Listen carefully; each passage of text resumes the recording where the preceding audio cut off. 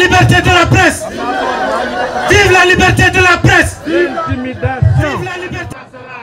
L'intimidation. L'intimidation. Violence politique. Violence politique. Actuellement, nous ne pouvons pas décliner l'identité ou bien les raisons, les motifs donc de cette agression, mais nous pouvons dire que c'est une tentative d'assassinat.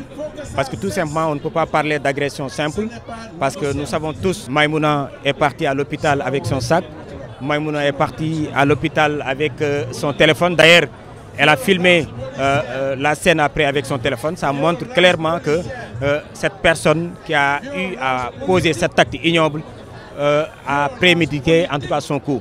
Maïmouna a eu affaire à un criminel, un monstre. Je viens de voir les vidéos qui est venu de façon très claire attenter à la vie de Maïmouna. Et je pense que c'est une escalade grave. C'est grave qu'on en arrive là. La société sénégalaise de plus en plus est traversée par des intolérances inacceptables qui ont fait irruption dans le champ politique, dans le champ social.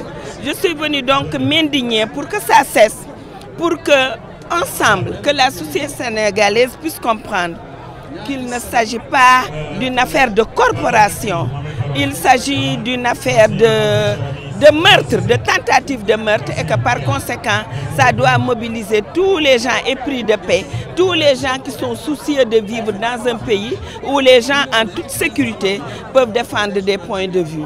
La liberté de la presse est menacée. Elle est menacée par l'argent, mais elle est aussi menacée par ceux qui pensent que effectivement la pensée unique qui doit marcher.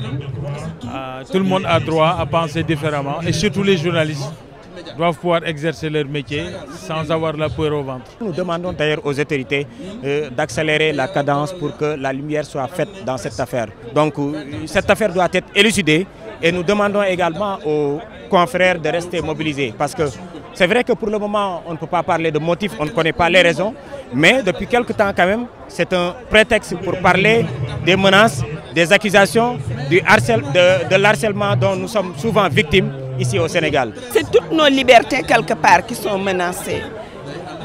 De considérer quelque part que cette liberté d'expression qui fait même le marqueur de notre pays qui est menacé, et que par conséquent nous devons nous lever nous en tant que profession, mais tous les démocrates de ce pays, toutes les autorités de ce pays doivent se lever pour qu'on en finisse avec l'impunité, parce que je pense que l'impunité fait le lit de tous ces travers, de toutes ces attaques. Donc c'est un problème collectif. Je ne souhaite pas qu'on en fasse un problème sénégalais. Dire à tout le monde que la liberté d'expression, la liberté de presse est non négociable au Sénégal.